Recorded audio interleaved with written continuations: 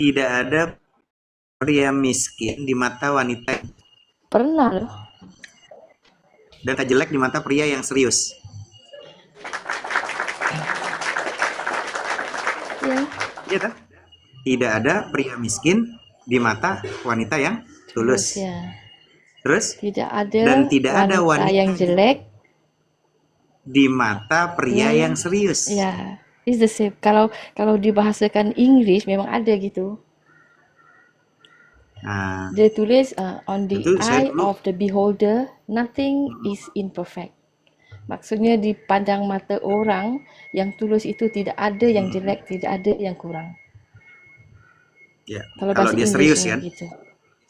ya Ya, kalau dia right. serius sungguh-sungguh.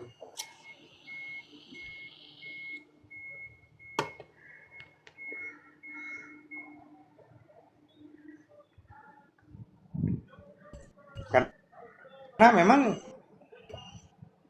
kalau kita mencari pasangan sesuai dengan apa yang kita harapkan 100%, maka kita akan Kecewa, membujang selamanya nggak nemu.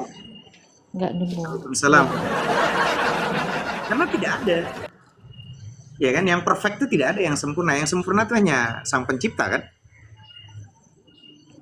gitu. ya betul. Makanya kalau kita kupas tentang tidak ada pria miskin di mata wanita yang tulus dan tidak ada wanita yang jelek di mata pria yang serius. Nah, kalimat ini ada mengandung pesan yang sangat dalam tentang mahabbah, tentang cinta dan ketulusan. Coba kita bedah maknanya ya, dan dari kutipan itu. Pertama, tidak ada pria miskin di mata wanita yang tulus. Artinya apa? Bagi seorang wanita yang benar-benar tulus dan dia mencintai, ya, dia artinya benar-benar tulus mencintai dengan sepenuh hati. Kondisi materi atau status ekonomi seorang pria bukanlah ukuran utama. Sepakat tidak? Sepakat. Gitu? Gitu loh. Mm-mm. Tapi wanita yang tulus itu akan melihat isi hati, ya. Karakter, usaha, dan juga ketulusan pria tersebut. Bukan seberapa tebal dompetnya. Miskin di sini bisa berarti miskin harta, betul nggak? Tapi di mata wanita yang tulus, pria itu kaya dalam hal Betul. kebaikan, tanggung jawab, dan juga cinta, Ya, kan gitu. ya Lalu betul. kalimat keduanya, dan tidak ada wanita jelek di mata pria yang serius. Ini adalah padanan dari kalimat pertama tadi. Waalaikumsalam warahmatullahi wabarakatuh yang sudah hadir. Ya, padanan, di mana padanan kan dari kalimat yang pertama, hampir mirip bagi seorang pria yang serius dan sungguh-sungguh dalam hubungannya. Penampilan fisik itu yang dianggap jelek oleh orang lain kan gitu, oleh standar orang lain, itu bukan fokus utamanya. Pria yang serius itu akan apa ya, dia akan melihat kecantikan dari dalam, yaitu apa? Kepribadian, kebaikan hati, dan cara memperlakukan orang lain. Betul tidak? Nah, di matanya Betul. wanita yang mencintainya tetaplah yang tercantik, gitu loh. Jadi di mata sang pria ini yang benar-benar dia itu serius, ya, wanita yang dicintainya tetaplah yang tercantik di muka bumi, kan gitu. Mhm. Maka inti dari kutipan ini tentang cinta yang melihat dengan hati bukan dengan mata. Maka ini mengingatkan bahwa Ya, hubungan yang didasari ketulusan dan keseriusan akan mampu menembus batasan-batasan duniawi seperti harta, fisik, dan berfokus pada nilai-nilai lebih esensial dan abadi dalam diri seseorang itu. Maka pertanyaannya, Masya Allah. apakah kita merasa kutipan ini sesuai dengan pandangan Anda tentang cinta hari ini yang Anda cintai? Nah, itu pertanyaannya. Oke, cemburu adalah cinta yang sedang khawatir. Khawatir. Oke, Tahu kan khawatir? Tidak tahu? tahu kan khawatir? Tahu. Ya, tahu. Benci, benci adalah cinta yang pernah tersakiti, tapi semua itu dasarnya tetap satu, yaitu cinta. Jadi kalau benci adalah cinta yang pernah tersakiti, Itu kan benci tuh, ya kan? Tapi semuanya, baik cemburu, baik cinta, itu semua itu dasarnya tetap satu, yaitu apa? Cinta. Mahabbah kalau bahasa Arab tuh mahabbah. Mahabbah itu cinta. Nah, ini sebuah pemikiran yang sangat puitis dan sangat mendalam, teman-teman. Kita sedang dalam mode namanya kalau bahasa itu apa ya? Filosofis yang memang hari ini ya, kita lihat nih. Kalau kita bedah secara psikologis atau itu bahasa Indonesia itu bahasa jiwa ya, apa yang kita katanya ada benarnya gitu. Nah, cinta itu seperti apa ya? Kalau bahasa kita tuh cinta tuh seperti akar tunggangannya ya. Sementara cemburu dan benci itu adalah cabang-cabangnya, cabang-cabang yang dia tuh tumbuh karena situasi tertentu, betul nggak? Iya kan? Betul. Ya, betul. Cabang-cabangnya cinta itu yang tumbuh berkembang gitu kan. Tinggal dari situlah cabang-cabang yang tumbuh karena situasi tertentu. Nah, ada nanti gini, posisi sedikit perspektif ya, nanti ditambah setelah saya nunggu antrian nih, tentang wajah-wajah cinta yang teman-teman sebutkan nih. Contoh nih, pertama ada cemburu kan. Nah, cemburu itu kan penjaga yang cemas. Cemburu itu seringkali muncul bukan karena ingin mengekang, bukan. Tapi karena rasa takut kehilangan sesuatu yang sangat berharga. Betul nggak? Ya.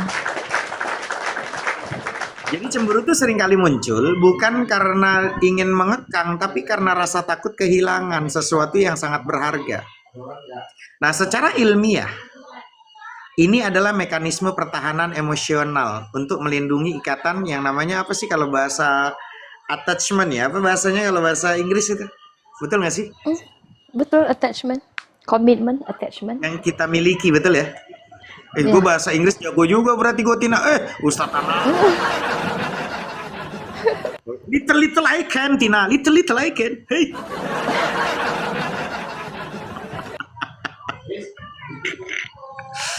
Gitu. Yang kedua, teman-teman. Puji Ale. Ya, habis sekarang nggak ada yang muji saya muji sendiri aja lah. Puji Ale lah. Yang kedua, benci. Nah, benci. Benci itu bisa biasanya gini. Luka, dia punya luka tuh yang mengeras. Ada pepatah bilang gini, lawan dari cinta tuh bukan benci, melainkan ketidakpedulian. Betul nggak sih teman-teman? Lawan dari cinta tuh bukan benci loh, melainkan ketidakpedulian. Sepakat nggak teman-teman? Oi.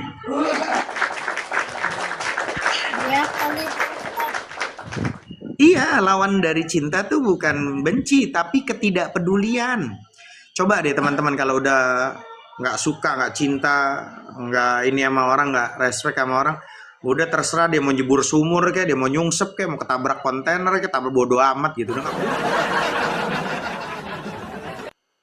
Nah, kalau teman-teman kalian itu benci ya, artinya kalian tuh masih punya energi emosional terhadap orang tersebut. Betul atau tidak? Ui. Betul. Iya dong, betul nggak Tina? Saya Yes, kalau umpama it's salah, correct. kalau saya salah koreksi nggak apa-apa, orang saya juga manusia kok.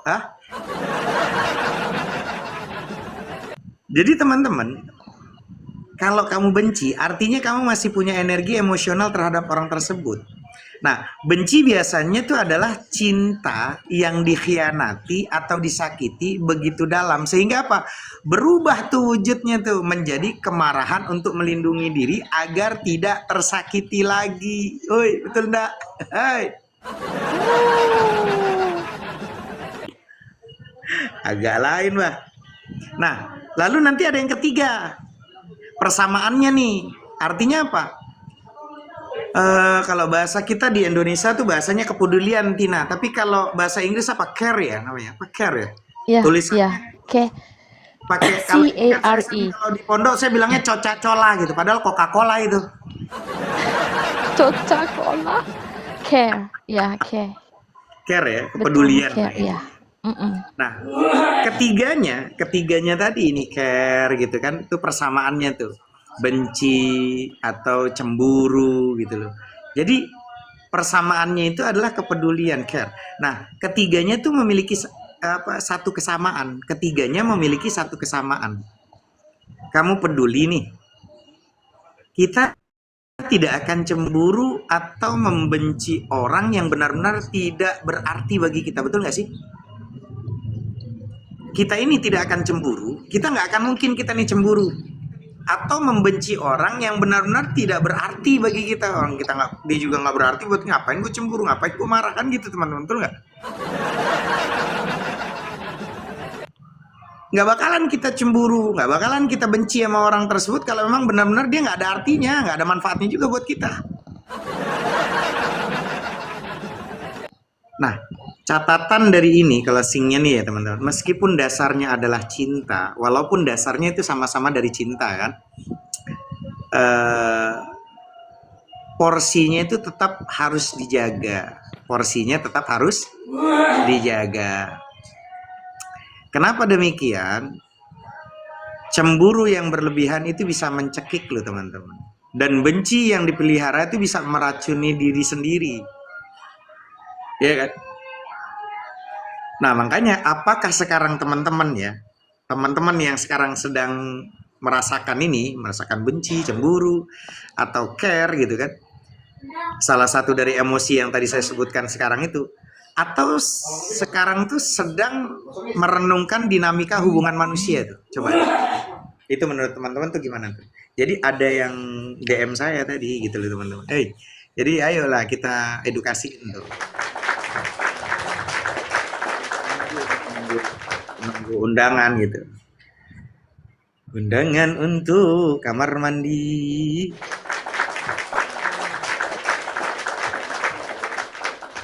Ayo sambil diedukasi teman-teman, barangkali saya bisa nambah ilmu kan.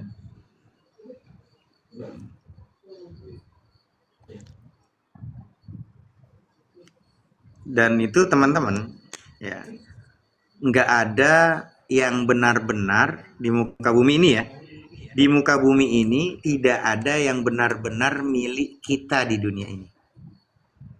Ya, betul. Nothing is Bahkan permanent. udara yang kita hirup saja, udara nih yang kita hirup nih. Yes.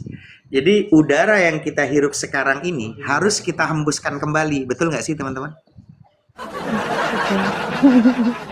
Ya. Udara yang kita hirup hari ini, bahkan kita harus hembuskan kembali kok.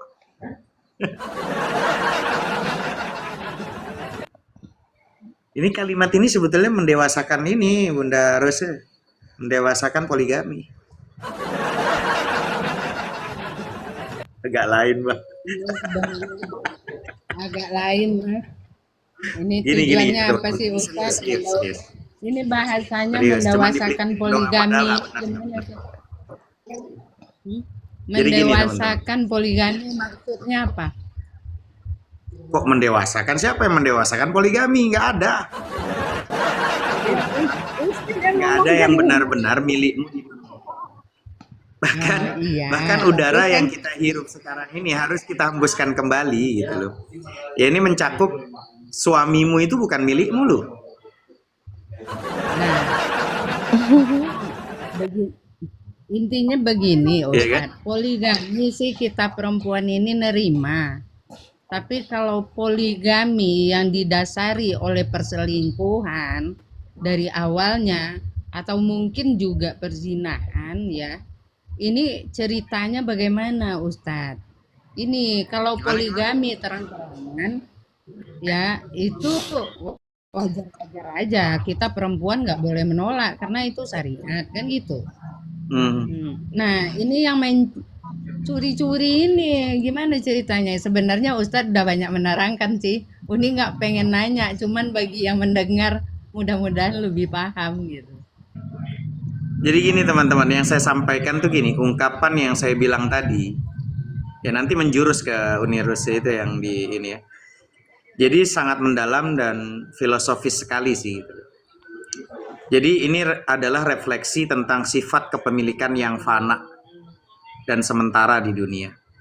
Jadi pernyataan yang saya sebutkan tadi itu menyentuh beberapa kebenaran universal. Waalaikumsalam warahmatullahi wabarakatuh, Amikillah.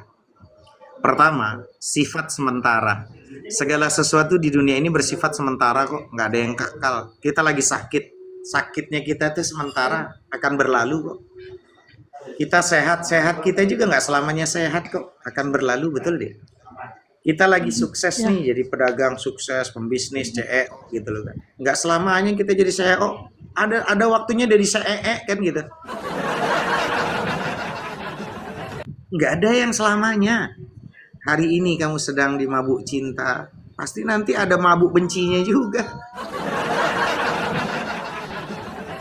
Nggak enak Jadi banget nggak ada. dengar itu Pak Ustadz.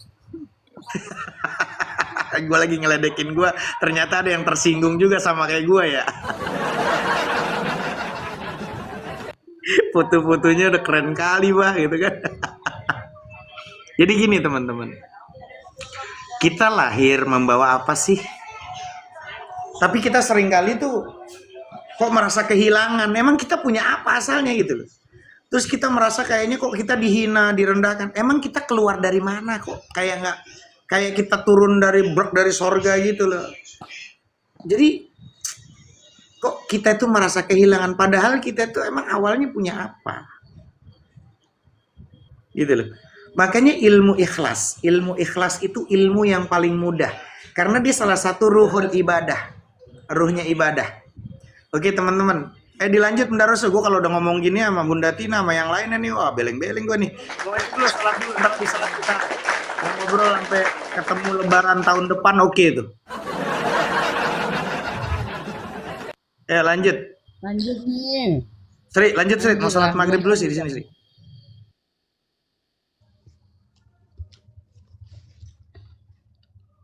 Bunda sambil makan ini. Ih, Bang Jimmy di bawah. Naik. Mana Bang Jimmy? Naik. Naik, Dek. Momot, naikin lah. Bukan Nuni, bukan, beda. Rifat. Dah. Oh, bukan. Rifat, ya bukan. Hmm.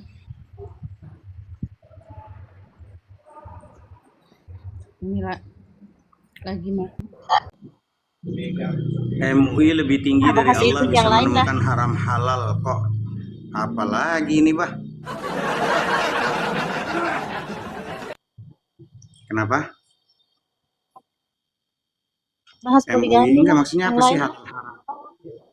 Nggak tahu. Maksudnya MUI yang menentukan halal haram gitu. Jadi melebihi Allah katanya. Ya terus Majelis Cinta Ulama aja lah. Indonesia itu, kalau yang dibilang majelis ulama, majelis itu tempat ulama orang-orang ahli ilmu. Pertanyaannya kebalikan daripada Julius. Emang Julius ini ulama atau ubaru? Aliteng ya Ustaz, aliteng. Kita kan so tahu atau gitu ubaru? kan. Kalau ubaru maksudnya Teng itu so tahu. kenapa yang menentukan halal haram dari MUI? Ya memang harus majelis ulama yang menentukan itu. Lah emang kamu di sini ngerti apa? Selamat malam. Soalnya begini, Al-aslu Bang. fil af'ali taqayyudu bil Misalnya hukmi syar'i. produk Asal perbuatan manusia itu terikat dengan hukum syariat. Syariat itu diturunkan melalui Al-Quran dan Sunnah. Yang mengerti Al-Quran dan Sunnah orang yang mempelajari Al-Quran, yang mempelajari Sunnah. Nah kalau orang nggak belajar, gimana bisa nentuin? Oke, boleh saya kasih masukan Bang. Begini Bang, bagaimana? Kan ulama kan menentukan haram dan halal walaupun itu bukan haram. Saya terima, cuman masalahnya kapasitas abang tuh pengetahuan tentang Quran Sunnah apa? Begini. Yang diharamkan oleh Abang mau ngasih oleh masukan sama murid saya. itu Abang bukan lulusan haram. pondok pesantren mana, Bang? Bang, Yang Aliteng abang itu diharamkan ngasih masukan ke oleh saya. Emang abang lulusan pondok pesantren dari mana? Pondok Rangon atau pondok Bambu? masalahnya yang diharamkan bukan haram. Itu masalahnya Bang. Masuk Contoh. kadang so tahu ya Ustaz. Produk yang Masalahnya dari kau Israel itu menuhankan dikatakan Tuhan haram. berkolor. Padahal itu bukan haram. Bisa Masa Daripada MUI menuhankan mengharamkan yang manusia bukan lebih haram? haram Masa itu. kau menuhankan Tuhan yang manusia? Fuh. Kau beleng-beleng kau ngomong aja kau. Eh, manusia aja kau Tuhan kan? Oh, Beleng-beleng dia kau yang ini, begitu Ustaz. jelas-jelas haram.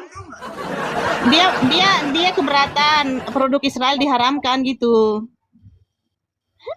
Pemuja Israel, Aliteng.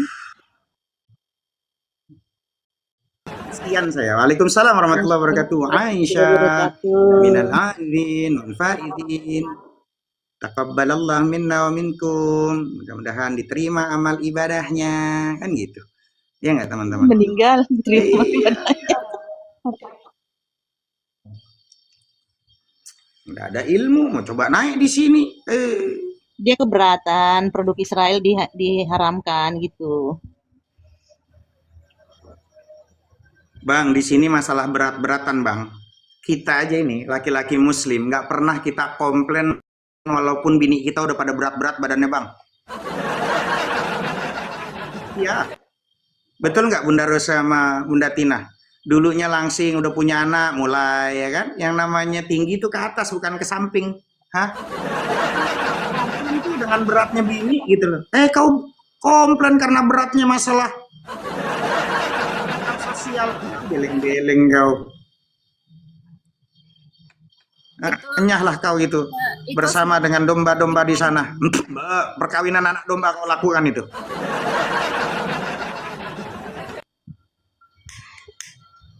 Kenapa Kak Sri? Itu sebuah kelebihan, walaupun kelebihan berat badan. Iya. Harus bangga dong dengan Iya iyalah, harus Wah. bangga lah. Yes.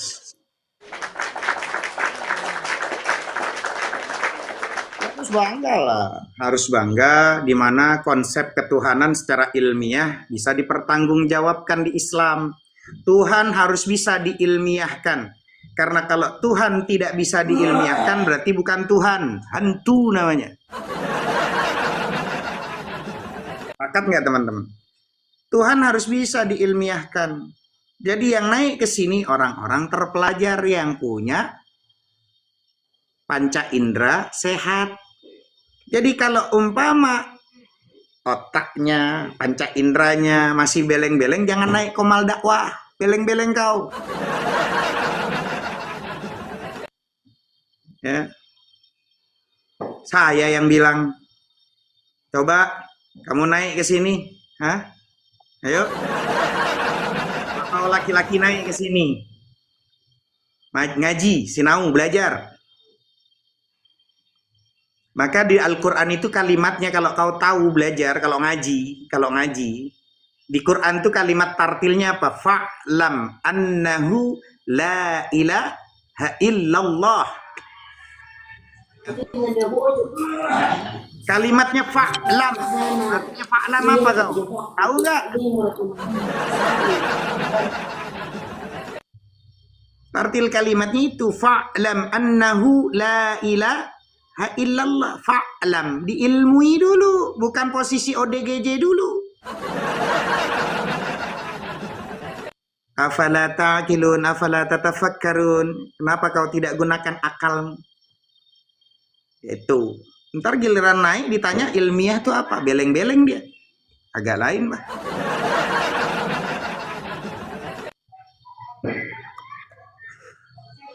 Panggil yang jago. Naik ke sini kalau laki-laki, tapi kalau perempuan jangan. Kalau laki-laki naik, tapi kalau perempuan jangan. Takutnya ada dua, khunsa takutnya.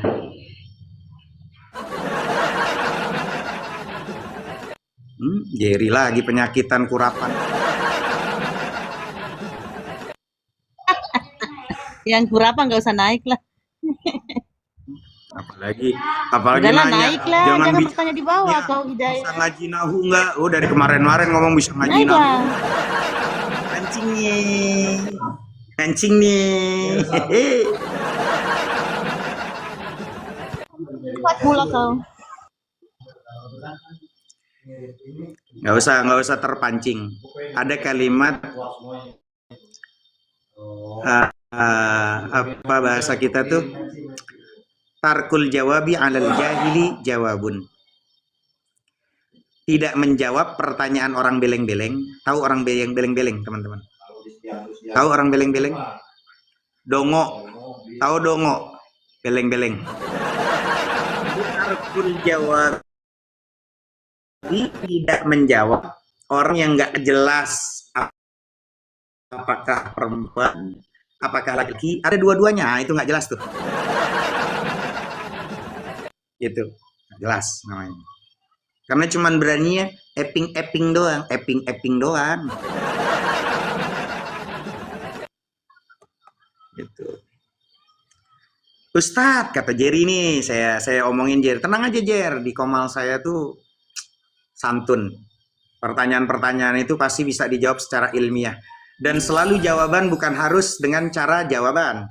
Kadang dengan cara posisi mantik, dengan cara pertanyaan. Ustadz, kenapa orang Islam harus keliling-keliling Ka'bah? Balik pertanyaannya, kenapa kau harus menuhankan Tuhan yang punya lato-lato? Ayo, Tuhan itu pencipta, betul? Tuhan pencipta kan? Sekarang pertanyaannya balik. Kalau memang Tuhan itu pencipta, Tuhan itu pencipta burung atau Tuhan punya burung? Ah, jawab.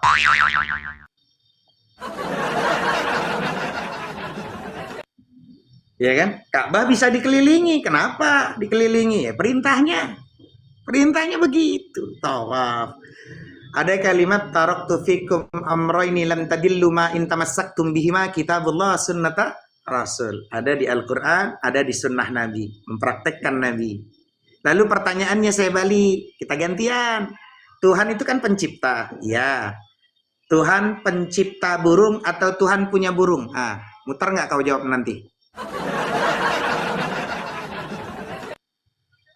Ayo, jawab. Kan saya udah jawab. Kau jawab di bawah.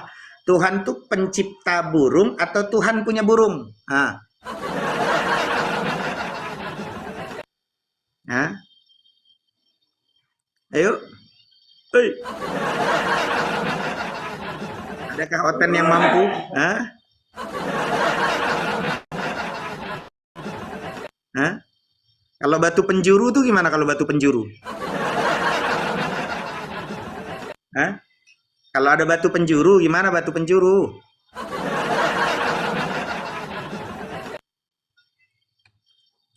Enak teman-teman kalau nyamar-nyamar gitu ya. Nyamar-nyamar. Ya, agak dikit-dikit beleng-beleng lah. Oke, lanjut edukasinya. Kita lebih tertuju kepada edukasi tentang kehidupan, tentang rumah tangga. Fokus kita tentang bermanfaat buat orang banyak, ya. Bukan berarti maaf gitu loh.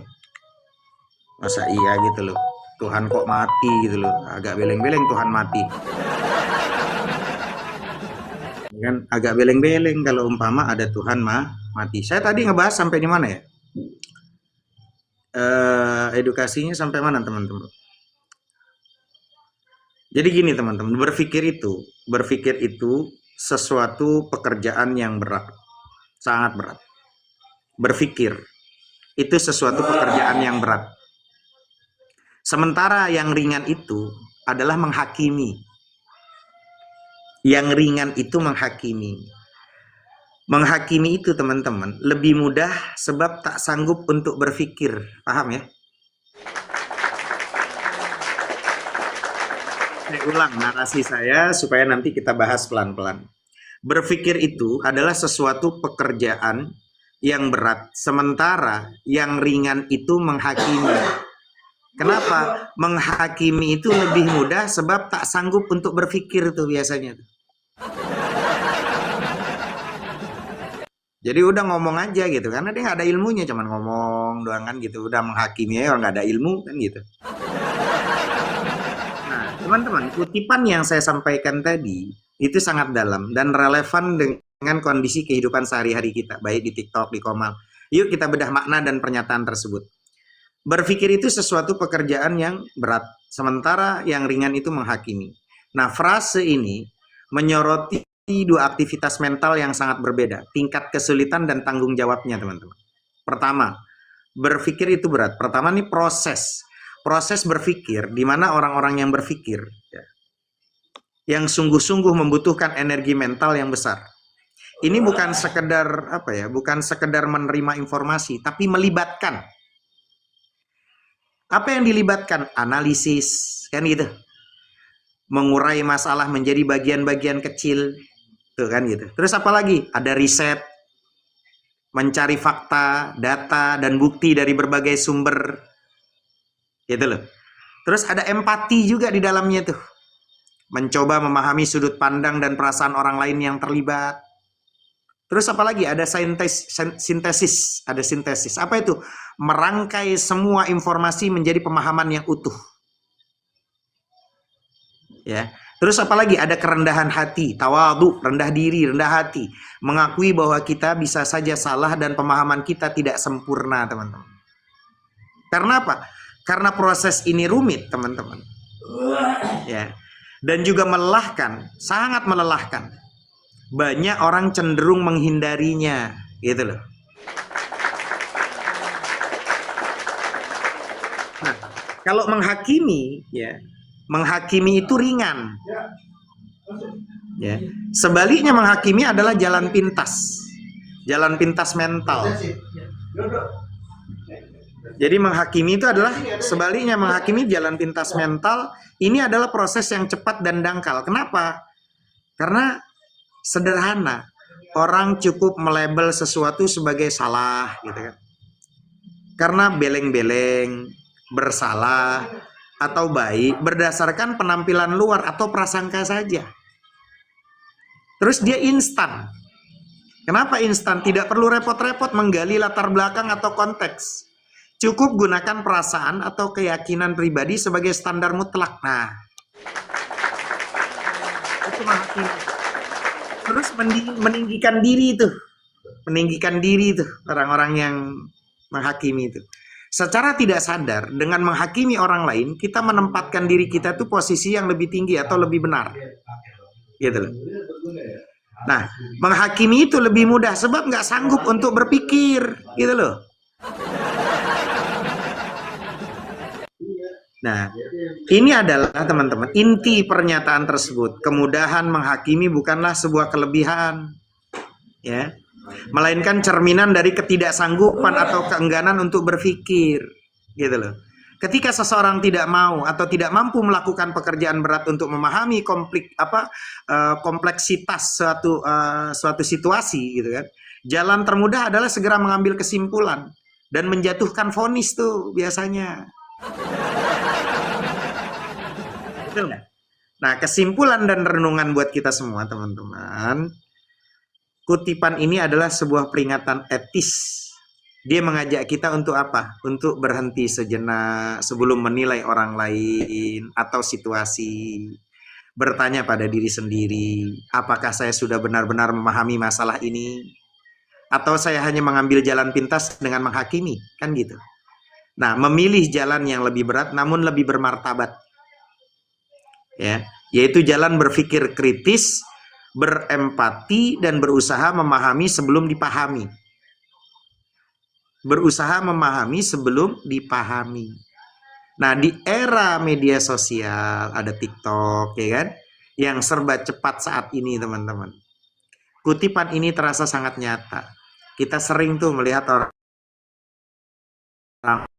yang mudah hakimkan informasi atau bahkan menginformasi atau misinformation, ya, tanpa mau meluangkan waktu untuk berpikir jernih. Padahal di balik setiap tindakan atau pendapat yang berbeda selalu ada konteks dan cerita yang lebih kompleks. Setuju nggak, teman-teman? Kan gitu.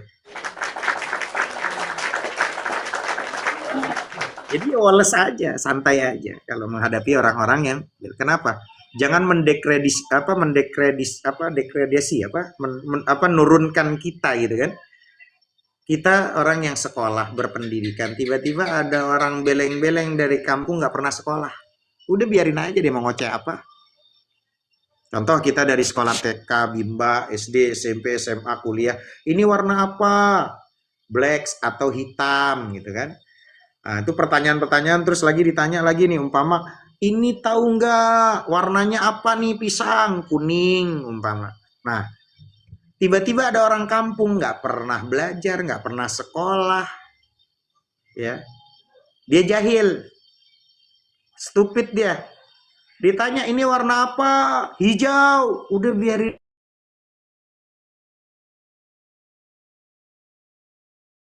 aja, orang nggak pernah sekolah. Udah biarin, terserah dia. Ya kan, turunkan kita ketemu sama orang beleng-beleng, ya. Degradasi itu menurunkan posisi kita ke bawah gitu, ya, itu loh. Jadi kayak gitu, biarin. Ada orang nggak pernah belajar, nggak pernah ini, nggak pernah pendidikan, apa nggak ada. Warna apa? Hijau. Udah biarin. Nggak pernah sekolah kok. Ya. Iya. Tuhan itu bukan hanya sang pencipta. Tuhan bukan pencipta. Udah biarin lah, nggak pernah sekolah.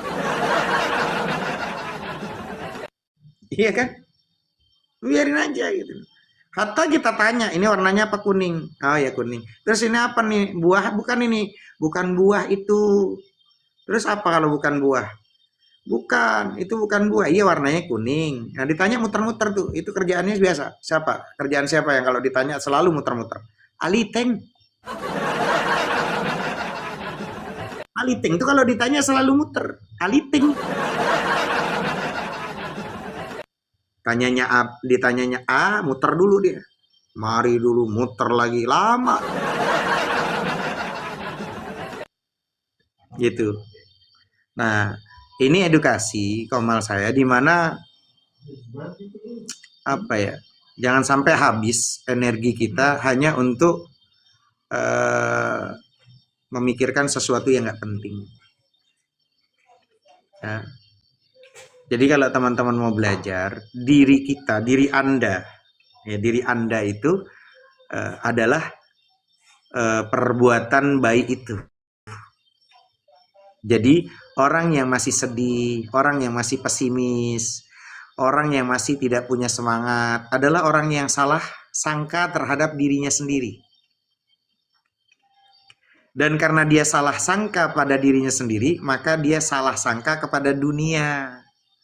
Dia salah sangka kepada apa saja, apalagi kepada Sang Pencipta, Allah Rabbu Jalla Jalaluh.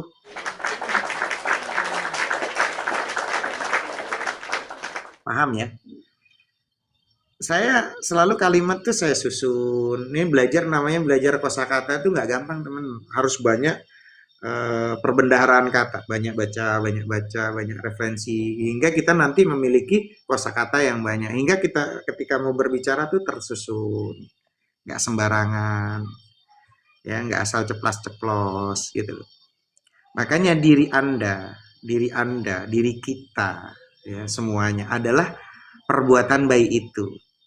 Jadi orang yang masih sedih, orang yang masih pesimis, orang yang masih posisinya dia tidak punya semangat adalah orang yang salah sangka terhadap dirinya sendiri. Dan karena dia salah sangka kepada dirinya sendiri, maka dia salah sangka kepada dunia, dia salah sangka kepada apa saja, apalagi kepada Tuhan, kepada Allah Rabbu Jalla Jalaluh. Jadi pernyataan ini teman-teman, itu sangat dalam dan menyentuh hati dari kesadaran diri, serta hubungan manusia dengan Tuhannya. Ayo kita telaah makna dari pesan yang saya sampaikan ini teman-teman. Inti dari pernyataan tersebut adalah identitas diri yang hakiki. Frase dirimu adalah perbuatan baik itu. Ya, dirimu adalah perbuatan baik itu. Itu menegaskan bahwa esensi kemanusiaan kita tidak terletak pada kegagalan. Paham ya? Esensi kemanusiaan kita itu tidak terletak pada kegagalan, pada kesedihan, bukan. Ya. Atau rasa pesimis, bukan. Melainkan pada potensi untuk menjadi sumber kebaikan, sumber cahaya, dan rahmat bagi semesta alam, teman-teman.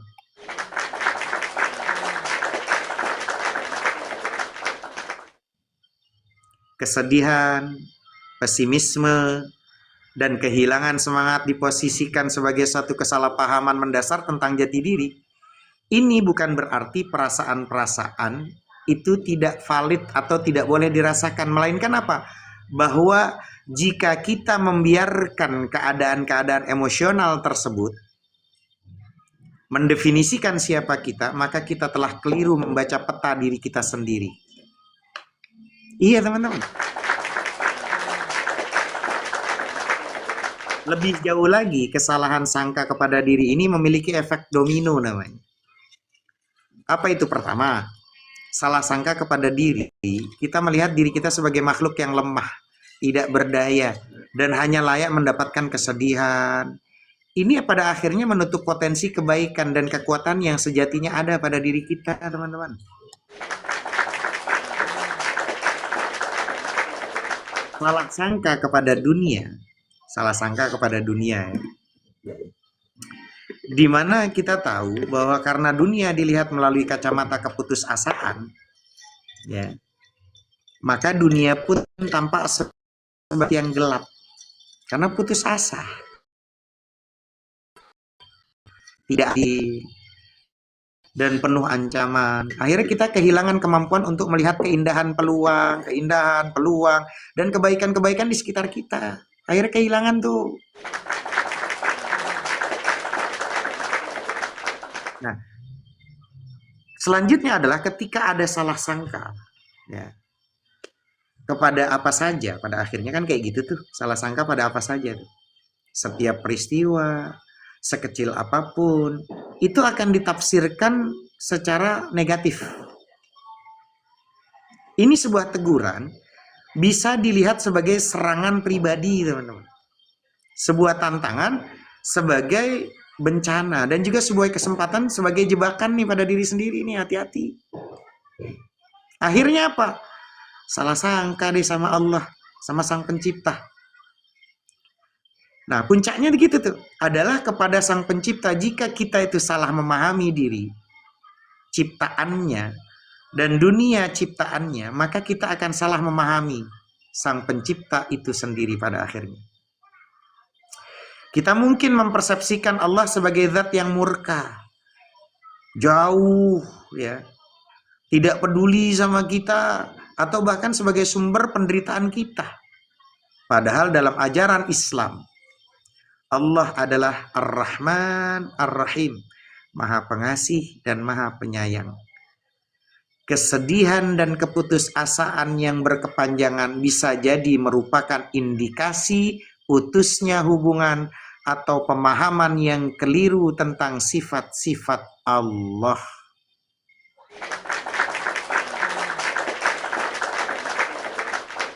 Ustaz Hanafi, lalu bagaimana agar tidak salah sangka, Ustaz? Nah, ini pertanyaan keren nih. Bagaimana Ustaz supaya tidak salah sangka? Gitu kan? Nah, ini mengajak kita nih, pertanyaan-pertanyaan ini dari teman-teman mengajak kita tuh untuk melakukan tafsir ulang atas kehidupan. Mengingat fitrah. Sadari bahwa jiwa kita memiliki yang namanya potensi. Jiwa kita tuh memiliki potensi untuk tenang, namanya nafsul mutmainnah. Dan kembali kepada Allah dengan rasa ridha, mardiyah, dan diridhoi, kan gitu. Ridho dan diridhoi. Memaknai ujian, pandanglah kesulitan bukan sebagai hukuman, teman-teman, tetapi sebagai proses pembersihan, pendewasaan, dan peningkatan derajat. Allah menguji karena Dia tahu kita mampu, teman-teman. Paham ya? Allah menguji karena kita mampu mengelola perspektif. Latih dari untuk mencari hikmah di balik setiap kejadian, teman-teman. Boleh jadi kita membenci sesuatu, padahal itu amat baik bagi kita, teman-teman. Dan boleh jadi pula kita menyukai sesuatu, padahal dia amat buruk bagi kita tuh. Maka Allah mengetahui, sedangkan tidak mengetahui. Itu ada surat Al-Baqarah ayat 216. Nah, kita apa selanjutnya, Ustaz, caranya itu? Ya. Bagaimana nih, Ustaz, supaya agar kita tidak salah sangka? Ya menjadi aktif, bukan pasif. Jika diri kita adalah perbuatan baik, maka bertindaklah sesuai dengan identitas itu. Bergerak, berbuat baik, membantu orang lain, justru akan menarik kita keluar dari pusaran kesedihan dan pesimisme, teman-teman. Betul. Nah, kebahagiaan itu seringkali adalah byproduct di mana dari tindakan yang bermakna, teman-teman. Jadi pesan yang saya sampaikan tadi, teman-teman, itu adalah sebuah ajakan untuk bangkit. Yuk, move on yuk. Bangkit yuk. Untuk mengenali jati diri kita yang sebenarnya sebagai khalifah yang diberi amanah untuk menebar kebaikan. Dengan meluruskan sangka kepada diri kita sendiri, kita akan otomatis meluruskan sangka kepada dunia, kepada kehidupan, dan pada akhirnya kepada Sang Pencipta Allah Rabbu Jalla Jalaluh. Ustadz, saya mau bertanya dong. Saya tuh sering kali Ustadz, masuk Komal saya dibenci. Terus kadang saya difitnah. Wih, kasihan kali, Bah. Jadi ada orang curhat. Ustadz, saya sering Ustadz dibenci. Kadang semakin kita dibenci orang, semakin orang tersebut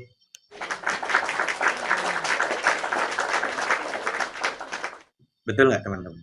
Kan kita pernah dengar di antara doa yang arus itu terbuka, nggak ada hijab, di antaranya orang yang terzalimi, betul nggak? Kenapa kita nggak memanfaatkan doa terzalimi itu? Doain dia, ya Allah, semoga dia menjadi orang-orang baik, orang yang hafiz dan hafizah Quran, faqih Al-Quran, mampu menjalankan isi Al-Quran. Saya memiliki pasangan hidup yang hafiz dan hafizah Quran, faqih Quran, memiliki anak keturunan yang hafiz dan hafizah Quran, mencintai Al-Quran, dicintai Al-Quran, dan pada akhirnya mendapatkan syafaatnya Al-Quran dan syafaatnya Rasulullah di yaumil uzma nanti. Kenapa kita nggak manfaatkan itu?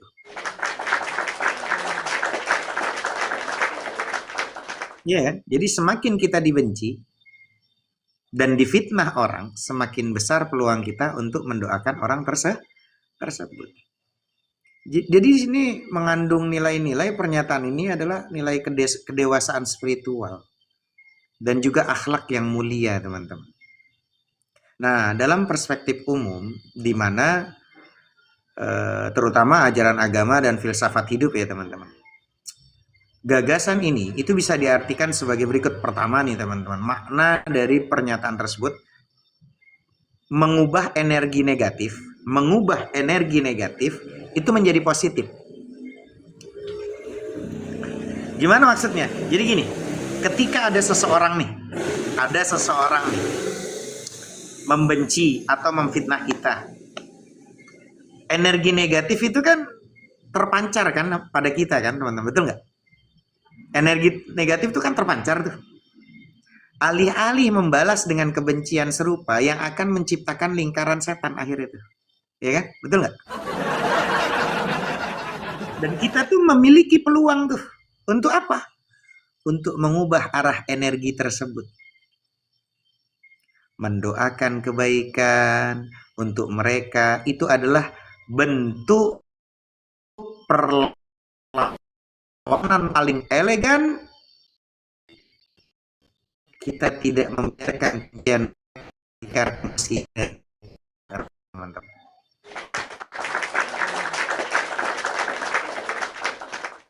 Yang kedua, kalau teman-teman makna dan pernyataan tersebut tanda di mana orang yang kayak gini tuh memiliki kekuatan iman dan akhlak. Membalas kejahatan dengan kebaikan itu adalah puncak daripada kesabaran dan kemuliaan hati. Kita nggak bisa persis kayak Nabi Muhammad SAW, tapi kita wajib untuk menjadi umat Nabi dan berusaha. Kalau persis kayak Nabi nggak bisa, persis itu nggak bisa. Tapi mengikuti ajaran Allah dan Rasul itu wajib, teman-teman. Maka dalam banyak ajaran, ini adalah tingkatan iman yang tinggi dan tertinggi, teman-teman. Mendoakan orang yang menzalimi kita menunjukkan bahwa kita tidak bergantung pada balas dendam duniawi, melainkan menyerahkan sepenuhnya kepada Yang Maha Kuasa, seraya tetap mengharapkan kebaikan untuk semuanya, untuk rahmatan lil alamin.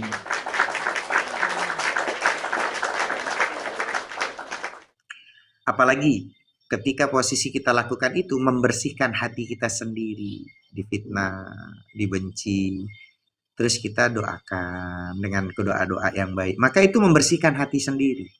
Membenci orang lain sejatinya hanya akan merugikan diri sendiri kok teman-teman. Hati menjadi sempit, betul nggak? Iya kan? Nggak tenang dan dipenuhi emosi buruk.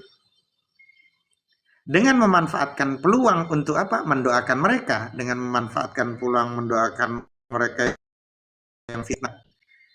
Ya, hati kita sendiri dari penyakit iri, dengki, dan juga dendam. Kita menjadi diri pribadi yang lebih lapang dada.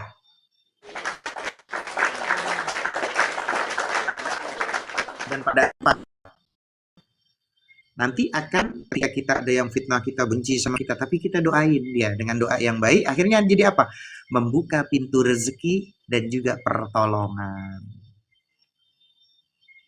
Secara spiritual banyak keyakinan yang mengajarkan bahwa maaf dan mendoakan orang lain itu justru akan apa? Akan mendatangkan kemudahan rezeki dan pertolongan dari Sang Pencipta Allah Rabbul Jalal.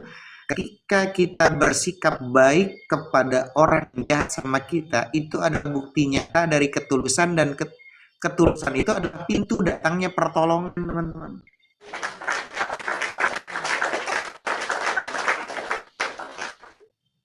Pada akhirnya yang terakhir nih, kalau ada orang benci kita, fitnah kita gitu kan, tapi kita doain dia dengan doa-doa yang baik, pada akhirnya apa? Ada kepasrahan, bentuk kepasrahan, tawakal namanya.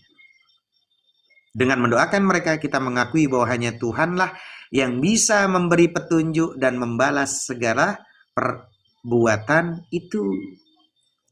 Kita tidak perlu menjadi hakim bagi mereka. Kita cukup berdoa, ya Allah, ampuni dia, beri dia hidayah, kasih inayah supaya bisa jadi yang orang lebih baik ya Allah. Atau beri dia itu balasan yang terbaik di dunia dan di akhirat. Kan keren teman-teman, betul nggak? Refleksinya untuk kita semua dari yang tadi saya sampaikan. Jika Anda yang sudah japri saya, DM saya dengan akun Muhammad Hanafi 35 ini, jika Anda sedang mengalami yang namanya situasi di mana Anda dibenci atau difitnah sama orang, cobalah praktek sederhana ini. Jangan langsung membalas pertama. Jangan langsung membalas. Tarik nafas. Jangan lama-lama. Karena kalau nanti narik nafas nggak dikeluarin, nanti metong paginya. Santai gitu loh. Jangan ngos-ngosan, jangan kelamaan juga ditarik, nggak dibuang-buang. Nanti keluarnya dari belakang nantinya. Ya. Tarik nafas, tenangkan diri dulu, doakan mereka dalam hati. Misalnya semoga ya Allah dia diberi kebahagiaan serta dibukakan hatinya ya Allah. Oh, keren kali Pak.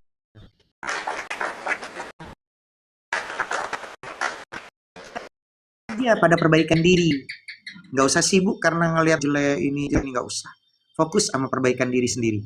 Justru fitnah seringkali membuat kita introspeksi dan menjadi pribadi yang lebih baik. Kita harus berpikirnya logik gini. Saya difitnah Ustadz. Oh ya, bagus dong kalau kamu difitnah. Karena kamu itu nggak ada kejelekannya, seluruhnya tingkah laku kamu baik, maka Allah hadirkan orang fitnah kamu. Supaya dia datang menjadi tanda bahwa kamu orang yang nggak ada celah. Sampai sini. Makanya ada orang yang fitnah. Karena dia nggak nemuin kejelekannya kamu, makanya difitnah, betul?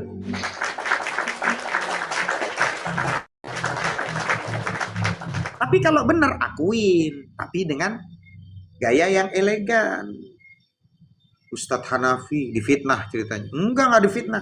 Ustadz Hanafi itu komalnya kalau buka komal dakwah pijabu, kadang komal sendiri. Itu dia itu penyuka janda. Udah biarin. Biarin Hanafi. Ini saya lagi belajar sama diri saya sendiri. Ya iya emang saya penyuka janda, tapi lebih parah lagi kalau saya penyuka duda kan. Lebih parah itu. Itu benar-benar fitnah itu. Beleng-beleng. Kalau dibilang penyuka janda, alhamdulillah normal daripada dibilang penyuka duda.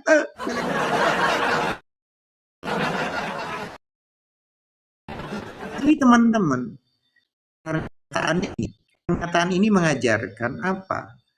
Bahwa kebencian orang lain bukanlah penghalang. Kebencian bukan penghalang, melainkan sebuah undangan untuk naik tingkat kesabaran kita, levelnya naik.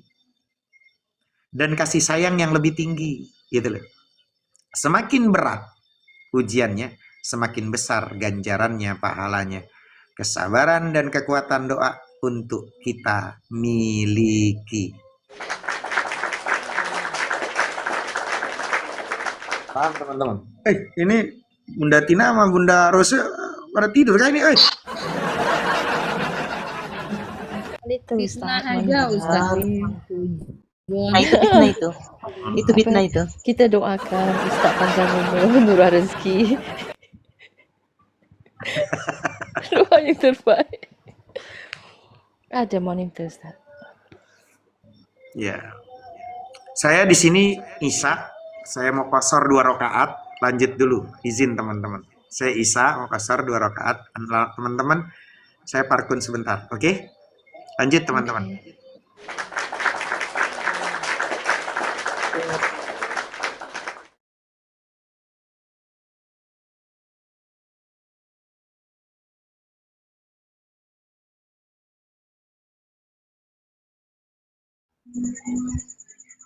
Oh, Kak Tiara.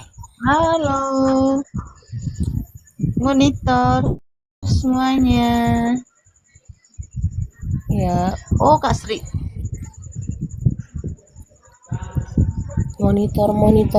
monitor ketua. Lagi gacor ketua. Ustadz cas HP. Udah jatuh HP-nya itu.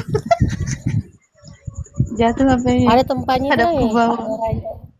Cinta kalian atau rasa cintamu, wahai teman yang sudah DM dalam hati. Jangan simpan rasa cintamu dalam hati. Karena hati itu sifatnya mudah bolak-balik. Namanya hati itu bahasa Arabnya qalbun. Qalaba. Qalaba itu bolak-balik. Sekarang cinta berubah benci. Qalaba kan? Qalaba bolak-balik. Ya, jadi jangan simpan rasa cintamu dalam hati. Karena apa? Hati itu sifatnya berbolak-balik. Gimana Ustaz terus baiknya? Tapi simpanlah cinta itu dalam doa, karena doa tercatat di langit selamanya.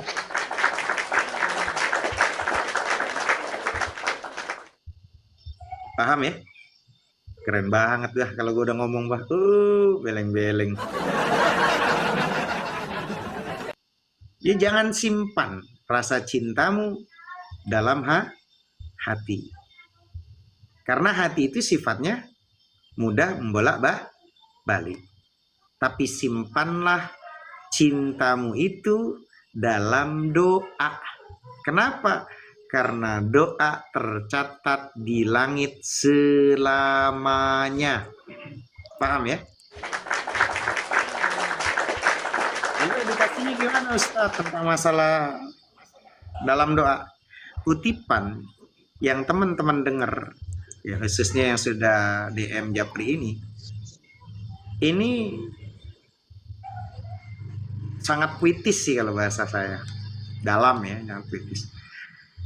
Jadi ada beberapa tafsiran, refleksi mengenai pesan indah tersebut teman-teman. Kalau boleh makna dan hikmah di balik kutipan itu, kutipan ini berbicara tentang sifat cinta yang abadi dan tempat paling tepat untuk menyimpannya. Ada beberapa poin penting yang bisa kita renungkan teman-teman.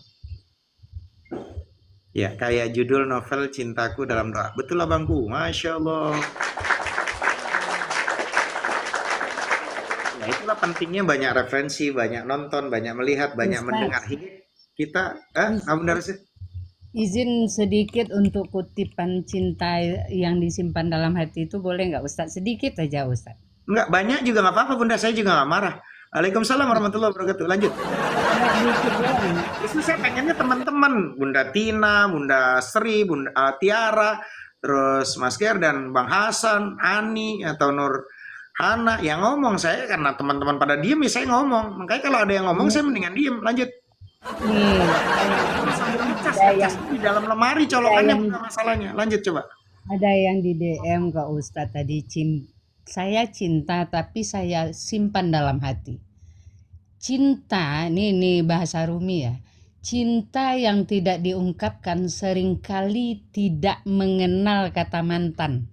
Ya, tidak mengenal kata mantan atau kecewa karena penolakan. Ia hidup abadi dalam memori dan perasaan, terlindungi dari konflik duniawi.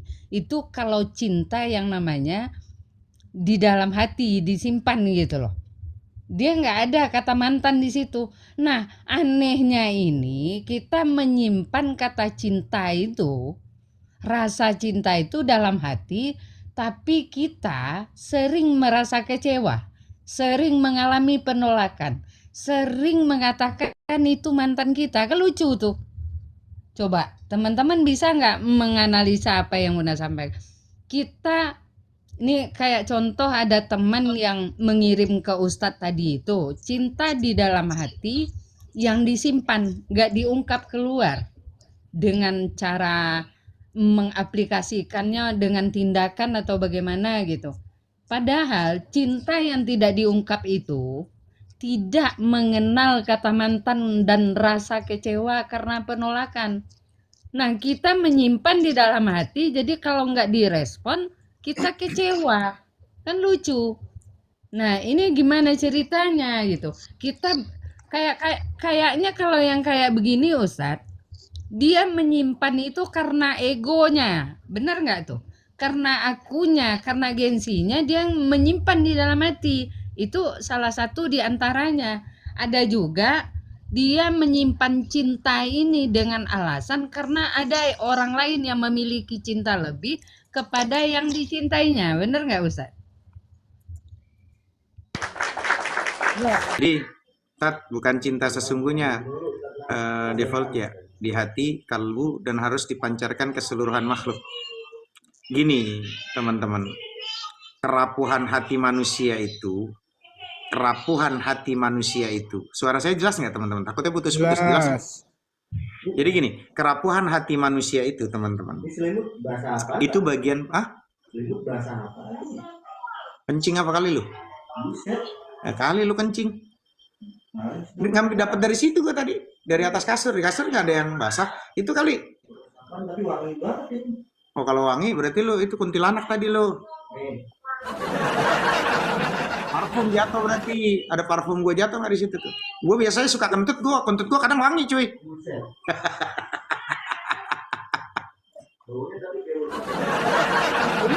Lu bas itu wangi kayak gue itu sampai. Gitu ya? Wangi. Basah nih, tapi segini aja. Apaan ya?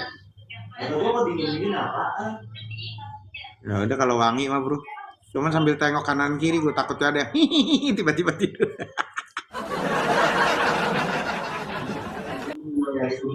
Awas ada kuntil mama. Ya agak lain. Jadi gini teman-teman. Udah ketemu tanya kita? Belum? Jadi gini teman-teman, kerapuhan hati manusia itu bagian pertama. Jadi kerapuhan hati manusia itu bagian pertama gini. Jangan simpan rasa cinta kalian itu dalam hati. Karena apa? Karena hati itu sifatnya itu mudah berbolak-balik. Ya. Makanya kenapa hati disebut qalbun dari kalimat qalaba. Kadang kita sekarang cinta, tapi ntar bisa kan kayak tamu, kadang datang, kadang pergi kan. Kadang dia posisi cinta, kadang berubah jadi benci. Maka jangan simpan dalam hati. Jadi mengingat kita ini pada sifat dasar manusia yang labil, hati itu kan bisa berubah, teman-teman. Betul ya, sepakat ya? Bisa berubah bahkan dalam sekejap. Ya. Nah, hari ini kita bisa sangat mencintai seseorang. Esok lusa bisa jadi kita muncul tuh rasa benci, kan gitu. Nah, atau bahkan bisa kecewa, atau kadang bisa bosan. Nah, menyimpan cinta itu hanya di hati berarti menyimpannya di tempat rentan yang pastinya ya gimana sih namanya sangat rentan terhadap perubahan emosi kok. Bahkan nanti ada prasangka, ada ego kan gitu teman-teman. Maka jangan simpan dalam hati. Nah, kenapa kok dia harus dalam doa? Kekuatan doa yang abadi itu begini bagian keduanya. Tadi kan bagian pertama. Lalu bagian keduanya gini. Tapi simpanlah rasa cintamu itu dalam doa. Karena doa itu tercatat di langit selamanya. Artinya teman-teman, itu memberikan solusi indah untuk kita semuanya. Doa itu adalah teman-teman elevasi perasaan manusia kepada Sang Pencipta, teman-teman. Ya, dengan menitipkan cinta dalam doa, gitu loh. Cinta akhirnya menjadi lebih tulus kan, betul nggak? Nah, doa mengajarkan kita untuk mengutamakan kebaikan orang yang kita cintai, ya dong. Nah, kita berdoa untuk kebaikan, untuk perlindungan dan kebahagiaannya tanpa pamrih, gitu loh. Cinta dalam dompet, Mak. Iya, jadi kita tuh akhirnya apa? Kita berdoa untuk kebaikan, untuk perlindungan, untuk kebahagiaannya tanpa pamrih. Ini memurnikan cinta dari sifat kepemilikan dan egoisme, teman-teman. Paham ya? Makanya cinta itu terlepas dari gejolak hati. Dengan mendoakan, ikatan kita itu tidak lagi semata-mata tergantung pada perasaan sesaat. Paham ya? Ada lapisan-lapisannya, gitu loh. Lapisan spiritual yang menghubungkan jiwa kita dengan jiwanya di hadapan Sang Pencipta Allah Rabbu Jalla Jalalu. Maka cinta abadi tercatat tuh di Lauhil Mahfudz itu dengan doa itu. Keyakinan bahwa doa itu tercatat di langit atau di Lauhil Mahfudz itu memberikan makna bahwa cinta yang kita titipkan melalui doa itu memiliki nilai abadi dan dia kekal di sisi Allah. Tidak yang namanya dilekang oleh waktu kalau bahasa kita gitu loh. Apalagi oleh jarak atau bahkan dengan kematian sekalipun, teman-teman. Ya. Maka itu untuk refleksi kita semuanya, teman-teman. Pesan ini relevan dalam berbagai hubungan. Cinta kepada pasangan, cinta orang tua, cinta saudara, cinta sahabat. Betul nggak, teman-teman? Bahkan kepada seorang yang tidak bisa kita miliki secara duniawi. Ya. Kalau jika andaikan jika umpama cinta itu bertepuk sebelah tangan, agak lain bah di bawah. Tentu nggak bertepuk sebelah kaki kayak Tina. Gini teman-teman, kalau cinta itu bertepuk sebelah tangan, simpanlah dalam doa. Doakan kebaikan untuknya, minta jodoh terbaik untuknya, dan percayakan urusan hati kepada Allah. Ngeluh aja sama Allah. Ya Allah, gitu loh. Berikan dia jodoh yang terbaik, ya Allah. Aku cinta sama dia, tapi kayaknya dia nggak cinta sama aku. Berikan dia jodoh yang terbaik, dan yang terbaik itu aku, ya Allah. Itu. Iya, andaikan memang dia bukan memang ditakdirkan untukku, maka ya Allah, saya berharap takdirnya itu ya aku, ya Allah, gitu. Boleh sama Allah doa kayak gitu. Jika dia tidak layak bersamaku, maka biarkanlah dia bersamamu gitu, bisa ya. Oh, itu mah agak lain. Jadi minta jodoh terbaik untuknya, percayakan urusan hati kepada Sang Pencipta. Itu lebih indah daripada terus memendam sakit hati, teman-teman.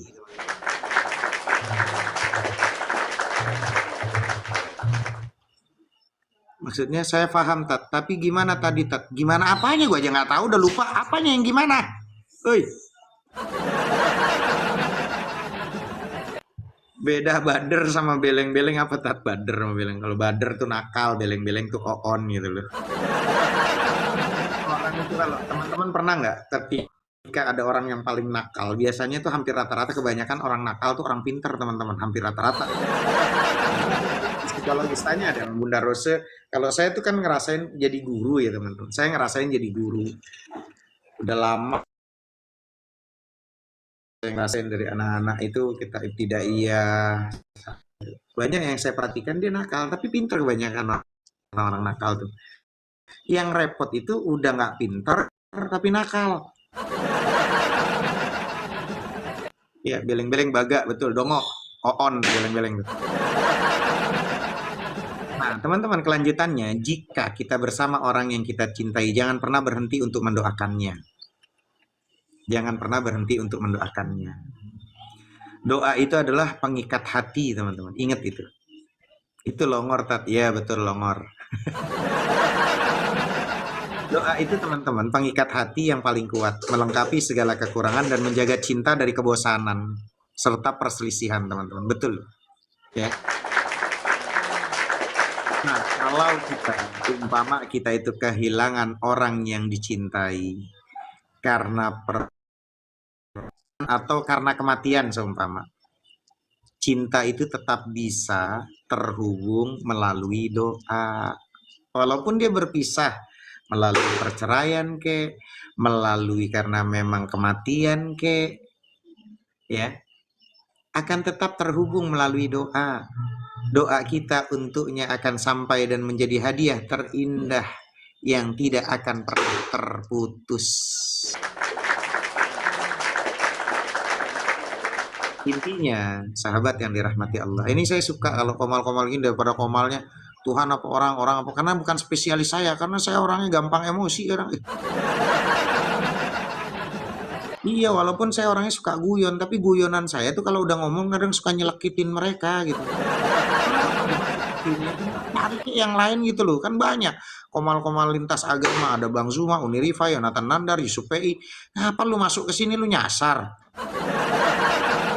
Lebih suka tuh ngobrol-ngobrol begini loh, daripada ngobrol Tuhan apa orang apa Tuhan. Dia Tuhan tapi dia juga orang juga tapi dia juga Tuhan. Oh, beleng-beleng.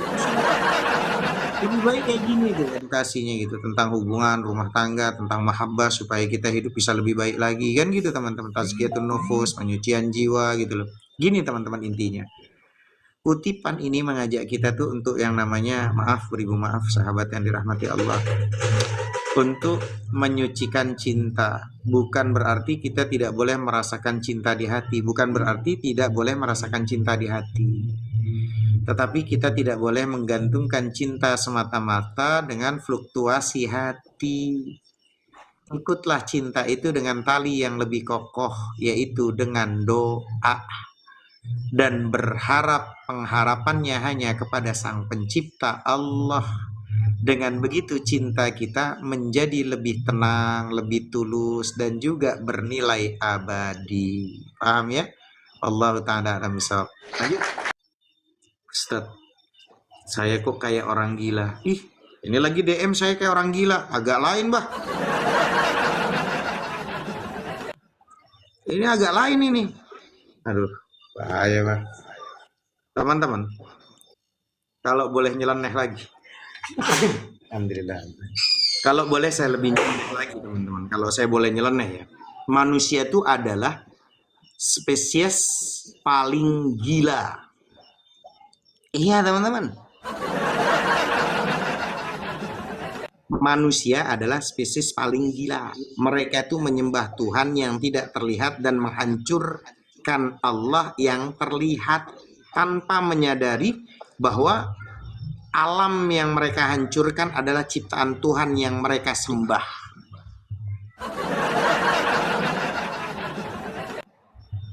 Paham? Jadi kalau boleh saya lebih nyeleneh lagi nih kalimatnya, Ustaz, kok saya kayak orang gila. Ini saya kepancing dengan bahasa-bahasa satir yang sarkas yang posisinya sampai menghujam dada kalian. Jadi manusia itu memang adalah sarkas yang posisinya sampai menghujam. Kenapa? Mereka menyembah Tuhan yang tidak terlihat dan menghancurkan alam yang terlihat tanpa menyadari bahwa Allah yang mereka hancurkan adalah ciptaan Tuhan yang mereka sembah. Ya, pernyataan tersebut menyajikan namanya kontradiksi yang sangat mendalam, teman-teman. Kenapa saya bilang begitu, kontradiksi yang mendalam? Dan seringkali diperhatikan dalam perilaku manusia itu. Ini adalah kritik yang kuat terhadap kemunafikan dan kurangnya kesadaran. Coba kita bedah beberapa pendapat lapisan makna dari pernyataan saya ini, teman-teman. Contoh nih, ada kontradiksi inti yaitu menyembah yang tak terlihat, menghancurkan yang terlihat. Menyembah yang tak terlihat tapi menghancurkan yang terlihat. Paham gak nih, teman-teman?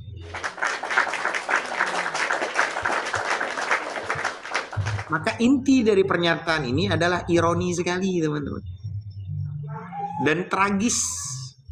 Manusia menurut pernyataan ini, teman-teman, kalau bahasa kita mengalokasikan pengabdian, sumber daya, dan bangunan megah untuk entitas yang tidak dapat mereka lihat, gak dapat mereka dengar, atau mereka sentuh secara langsung, yaitu Tuhan. Ini adalah tindakan iman dan namanya transendensi. Transendensi. Kalau bahasa kita transenden, gitu kan? Ngerti nggak? Oi.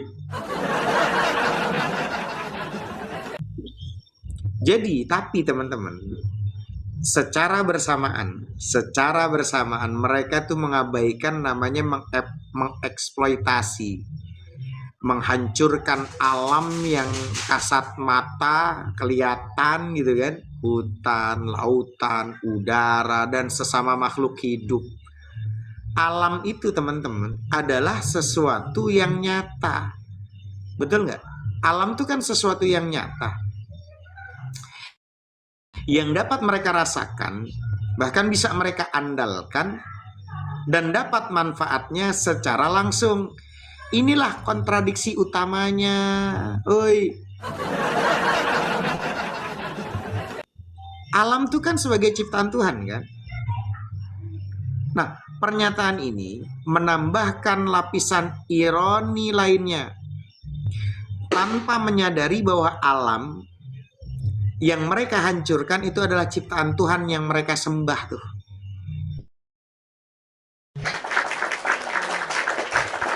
Ya kan?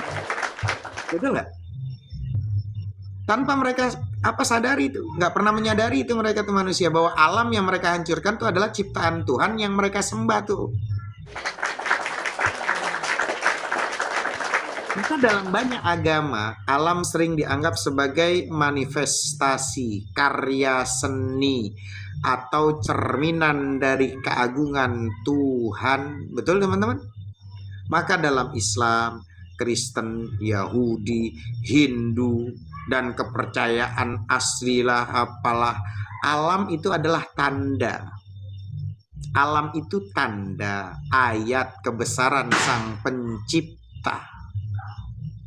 Betul? Ayat-ayat kauniyah Allah. Merusaknya itu bisa diartikan sebagai bentuk tidak hormat kepada Sang Pencipta itu sendiri. Maka dari sudut pandang spiritual, mencintai Tuhan seharusnya. Mencintai Tuhan itu seharusnya bagaimana? Berarti mencintai ciptaannya. Menyembah Sang Pencipta tetapi merusak ciptaannya adalah tindakan yang tidak konsisten, Ini seperti memuji seseorang seniman, tapi dengan sengaja merobek-robek lukisannya. Ustadz Hanafi, kok bisa itu terjadi ya? Kau tanya aku. Kenapa manusia itu bisa jatuh ke dalam kontradiksi ini, teman-teman? Beberapa kemungkinan alasannya. Pertama, ada bahasa kita tuh, kalau arti bahasa Indonesia ada teologi yang terputus. Teologi yang terputus. Banyak praktek keagamaan modern yang memisahkan spiritualitas dari kehidupan sehari-hari dan juga tanggung jawab ekologis. Ibadah menjadi ritual di dalam gedung, bukan cara hidup di dunia. Oi.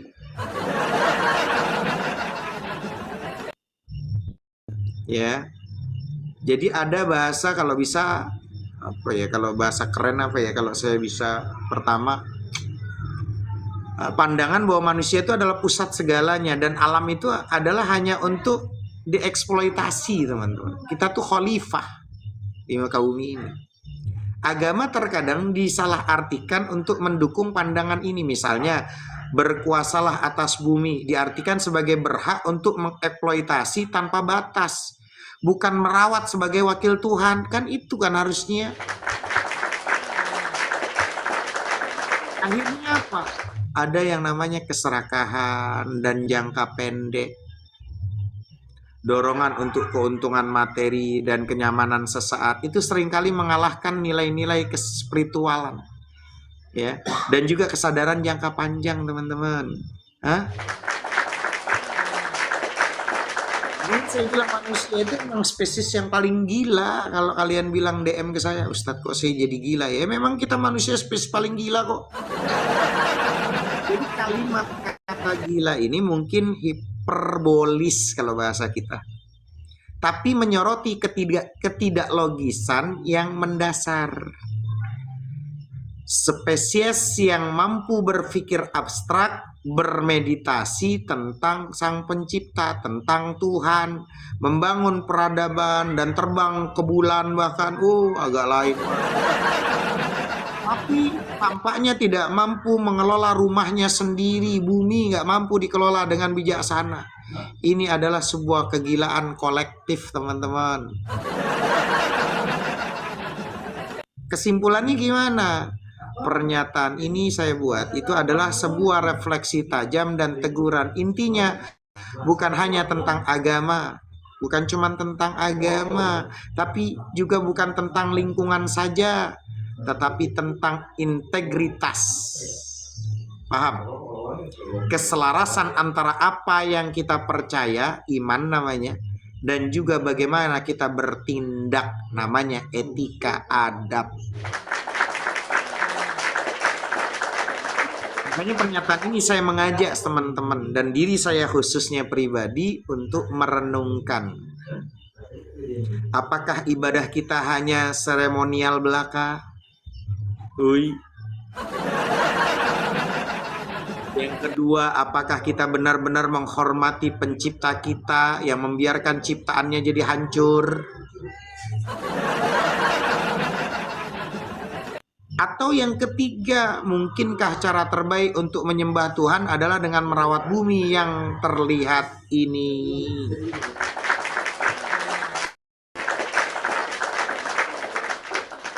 Ya, jadi pernyataan tersebut bukan hanya tuduhan, tapi juga ajakan untuk introspeksi diri, muhasabah, dan menyelaraskan kembali nilai-nilai spiritual dengan tindakan nyata kita di dunia.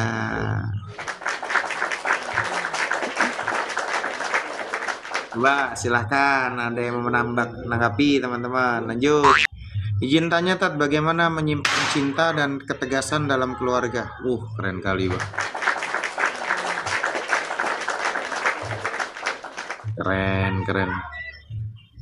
Jadi bagaimana posisi menyimpan apa? Menyeimbangkan. Ketegasan. Terus? Menyeimbangkan.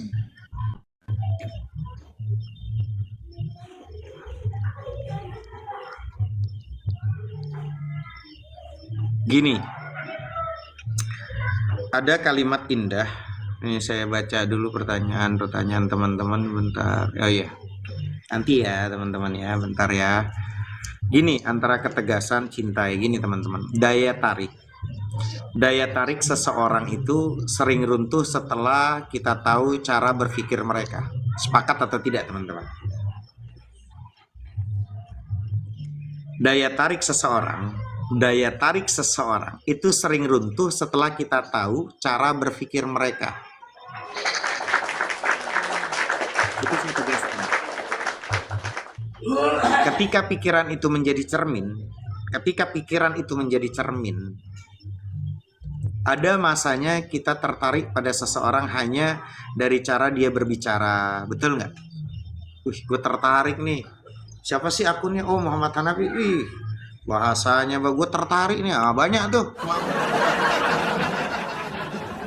Ada masa kita tertarik pada seseorang hanya dari cara dia berbicara. Ada nggak, Bang Hasan? Ada kan? Ini korbannya ratusan, udah berkelimpahan. Atau bahkan bersikap. Ada masa tuh ketika tertarik pada cara dia berbicara, cara dia bersikap, atau dia cara berpenampilan diri rapi gitu kan, dari luar semuanya tampak rapi dan seakan-akan meyakinkan aja, Bang Hasan. Tapi perlahan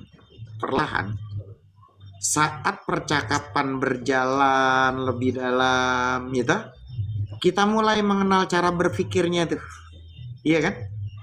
Disitulah pesona diuji. Di situ tuh pesona tuh mulai diuji, bukan oleh rupa tapi oleh isi kepala. Oleh isi kepala. Sebenarnya bukan perbedaan pendapat yang membuat jarak, teman-teman. Bukan perbedaan pendapat yang membuat jarak. Kami itu. Melainkan sempitnya cara berpikir, kerasnya penilaian, dan juga ketidaksediaan untuk bisa memahami.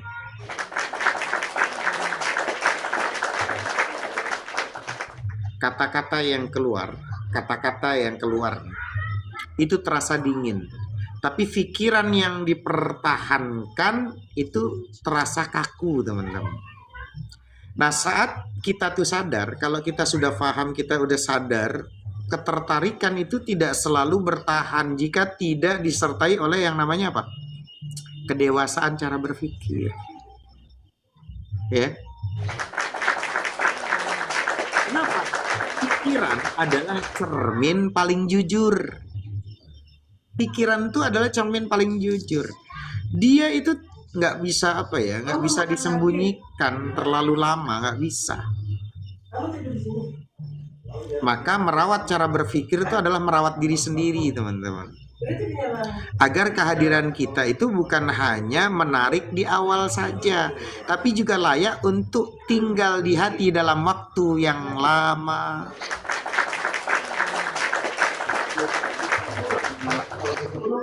Jadi, kalau memang edukasi di Qomal Api Dakwah ini bermanfaat, bagikan ke sahabat-sahabat yang lain supaya kita memiliki pola pikir yang baik.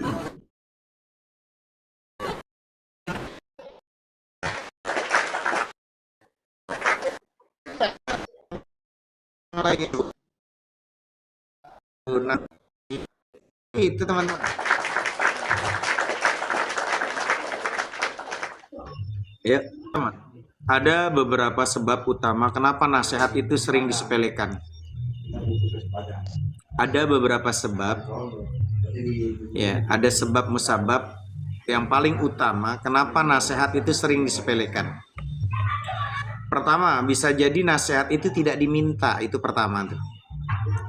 Nasihat yang tidak diminta sering dianggap sebagai kritik yang memperlihatkan kekurangan seseorang, bukan sebagai bantuan. Itu pertama.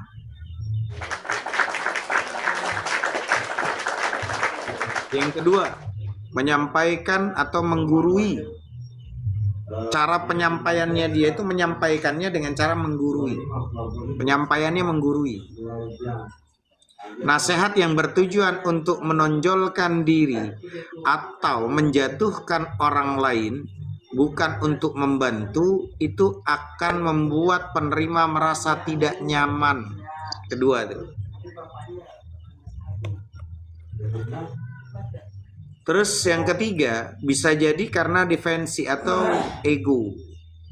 Defensif atau ego. Penerima nasihat mungkin merasa tersindir, bukan dinasehati. Terutama kalau memang mereka itu merasa tidak bersalah, sehingga apa? Respon alaminya adalah menolak. Apalagi, contoh lagi, pemberi nasihat itu tidak konsisten. Kayak dalam Al-Quran, kabura maqtan indallah ma taquluna, Allah paling benci orang yang pintar ngomong tapi dia nggak pintar mengamalkan. Ya, nasihat diabaikan jika pemberi nasihat tidak melakukan apa yang mereka ajarkan.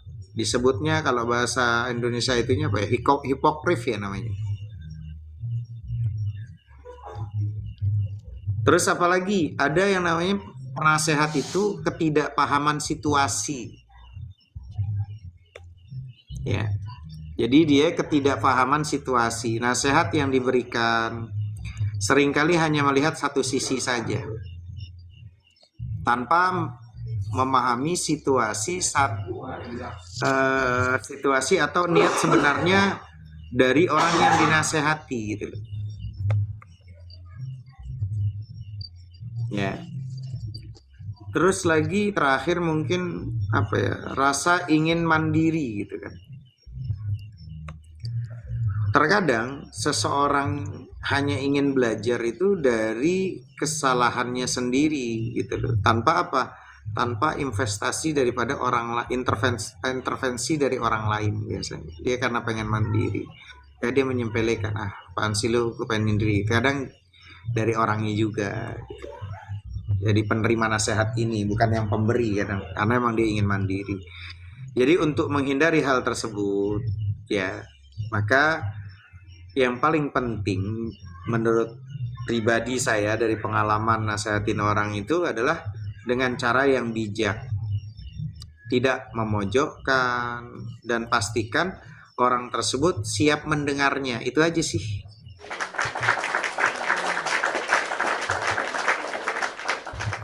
Paham ya? Kan banyak tuh di Komal, siapa sih ini orang? Tiba-tiba dia ingin nasihatin orang, kan nggak diminta. Ya orang malah banyak yang nyepelein. Ada kan yang tiba-tiba naik, kita nggak tahu dia siapa, itu siapa, nggak dipinta untuk ngomong, tiba-tiba dia nyerocos aja. Itu pasti nggak dihargai, itu disepelekan.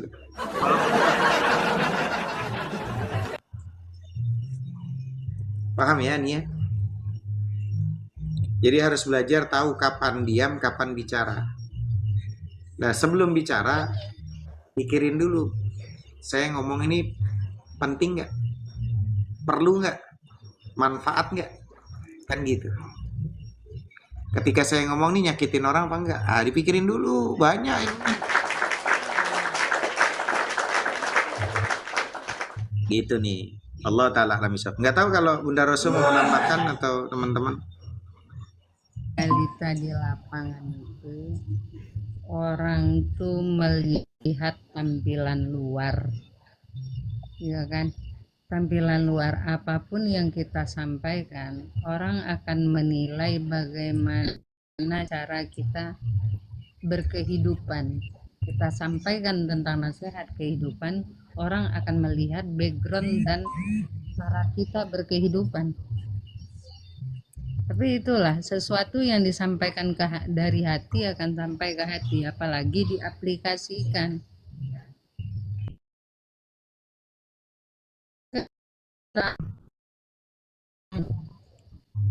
Karena kita punya ilmu, karena kita bisa ambil di perangkat, karena kelebihan, karena kita atau kita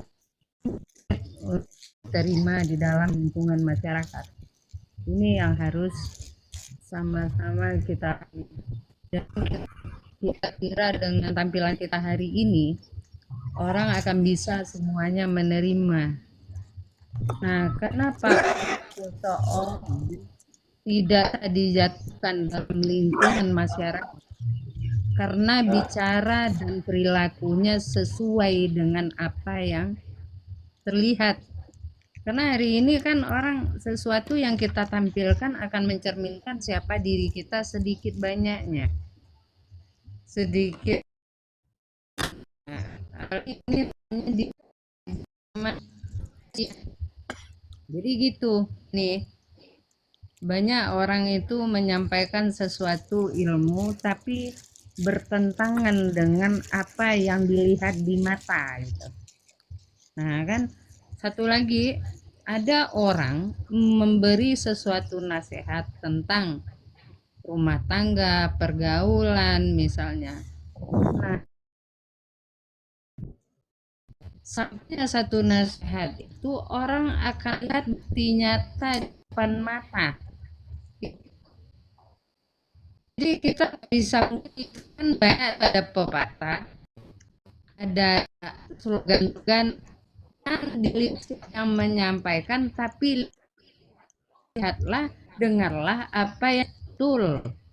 Tetapi fakta hari ini di dalam kita berkehidupan, bersosialisasi dengan masyarakat, orang akan melihat bukti nyata yang berbekas di dalam diri kita dan kehidupan di lingkungan kita. Nah, itu hati-hatinya. Kenapa seseorang itu nggak bisa dijatuhkan dan bertahan di dalam satu kelompok dalam masyarakat? Karena apa yang dia bicarakan atau dia nasihatkan, apalagi mengenai anak generasi muda yang akan berlanjut, orang akan melihat bekas jejak-jejak dia di dalam lingkungan. Dia berumah tangga, berkeluarga. Jadi kayak gitu. Itu Ani. Di banyak orang melihat lahir hari ini, lahiriahnya aja. Kita kan nggak tahu, nggak bisa kita menyelami yang namanya hati nurani seseorang. Mereka ini kayak bagaimana kita nggak tahu. Jadi dan jangan juga berusaha untuk memahami orang sampai ke dalam, karena itu bukan ranah kita. Jatuhnya kita apa? Jadi kepo, kata orang kalau pengen tahu tentang interni seorang sendiri, orang lain. Gitu, Neng. Nanti